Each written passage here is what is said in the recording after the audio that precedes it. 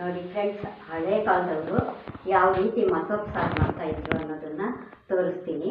ಮೊದಲಿಗೆ ನೋಡಿ, ನಾನು ಚಪ್ಪಟೆ ಸೊಪ್ಪು ಅನ್ನೋದು ಸೊಪ್ಪನ್ನು ತಗೊಂಡಿದ್ದೀನಿ.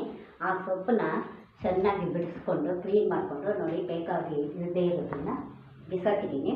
ಆಮೇಲೆ ಈ ಸೊಪ್ಪು ತಗೊಂಡು ಅದನ್ನು ಚೆನ್ನಾಗಿ ತೊಳೆದು ಅದಕ್ಕೆ ಬೇಕಾಗಿರೋ ಪದಾರ್ಥಗಳು ನೋಡಿ, ಮೆಣಸಿನ್ಕಾಯಿ, ಬೆಳ್ಳುಳ್ಳಿ, ಈರುಳ್ಳಿ, ಕೊಬ್ಬರಿ, ಆಮೇಲೆ ಅಲಸಂದಿ ಕಾಳು, ಇದು ಬೇಯಿಸಿದ್ದೀನಿ, ನಾನು ಬೇಯಿಸಿಟ್ಕೊಂಡಿದ್ದೀನಿ. ಇವನ್ನೆಲ್ಲ ಹಾಕಿ ಈ ಸೊಪ್ಪಿಗೆ ಇವನ್ನೆಲ್ಲ ಹಾಕಿಬಿಟ್ಟು ತೊಳೆದು ಚೆನ್ನಾಗಿ ಒಲೆ ಮೇಲೆ ಇಡಬೇಕು.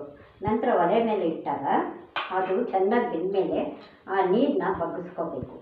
ಆ ನೀರನ್ನ ಈ ರೀತಿ ಬಗ್ಗಿಸ್ಕೊಂಡು ಆಮೇಲೆ ಇಟ್ಕೊಂಡು ಮತ್ತೆ ನಾವು ಆ ಬೇಯಿಸಿರೋ ಸೊಪ್ಪಿರುತ್ತಲ್ಲ ಅದನ್ನು ನೋಡಿ ಈ ಥರ ಮಿಕ್ಸಿಗೆ ಹಾಕ್ಕೋಬೇಕು. ಈ ಥರ ಮಿಕ್ಸಿಗೆ ಹಾಕ್ಕೊಂಡು ಅದನ್ನೆಲ್ಲ ನೀರಿಗೆ ಬಗ್ಗಿಸ್ಕೋಬೇಕು. ನೋಡಿ, ಈ ರೀತಿ ಎಲ್ಲ ಕ್ಲೀನಾಗಿ ಬಗ್ಗಿಸ್ಕೊಂಡು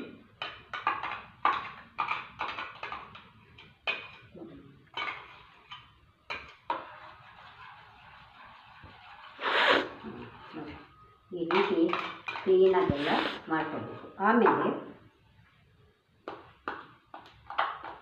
ಅದೇ ನೀರನ್ನ ಬಳಸಿದ್ರೆ ತುಂಬ ಚೆನ್ನಾಗಿ ರುಚಿಯಾಗಿ ಇರುತ್ತೆ. ನಂತರ ಈ ಬೇಯಿಸಿರೋದನ್ನು ಕಾಳನ್ನ ಇದಕ್ಕೆ ಹಾಕ್ಕೋಬೇಕು.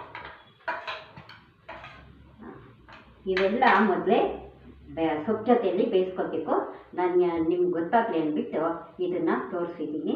ನೋಡಿ, ಈ ಬೆಂದಿರೋ ಕಾಳೆಲ್ಲ ಚೆನ್ನಾಗಿ ಇದನ್ನು ಕಲಿಸ್ಬೇಕು. ಇವಾಗ ನಂತರ ಒಲೆ ಮೇಲೆ ಇಟ್ಕೋಬೇಕು.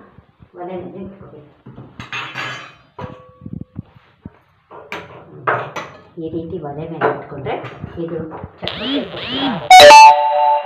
ಮುದ್ದೆಗೂ ತುಂಬ ಚೆನ್ನಾಗಿರುತ್ತೆ. ಆಮೇಲೆ ಅನ್ನಕ್ಕೂ ಚೆನ್ನಾಗಿರುತ್ತೆ.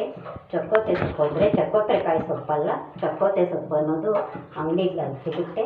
ಇದನ್ನು ತಗೊಂಬಂದು ಮಾಡಿ ತುಂಬ ರುಚಿಯಾಗಿ ಟೇಸ್ಟಾಗಿ ಇರುತ್ತೆ. ಇದಕ್ಕೆ ಒಗ್ಗರಣೆ ಕೊಟ್ಕೋಬೋದು. ಸಾಸಿವೆ, ಕರಿಬೇವಿನ ಸೊಪ್ಪು, ಆಮೇಲೆ ಈರುಳ್ಳಿ.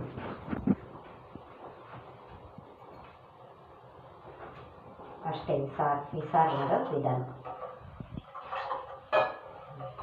ಈ ರೀತಿ ಬರುತ್ತೆ, ತುಂಬ ಚೆನ್ನಾಗಿರುತ್ತೆ, ಟೇಸ್ಟಾಗಿರುತ್ತೆ. ನಿಮ್ಗೆ ಇಷ್ಟ ಆದರೆ ಲೈಕ್ ಮಾಡಿ, ಸಬ್ಸ್ಕ್ರೈಬ್ ಮಾಡಿ ಫ್ರೆಂಡ್ಸ್. ಮತ್ತು ನೀವು ಮಾಡಿ ನೋಡಿ ಚೆನ್ನಾಗಿದೆ ತಿಳಿಸಿ.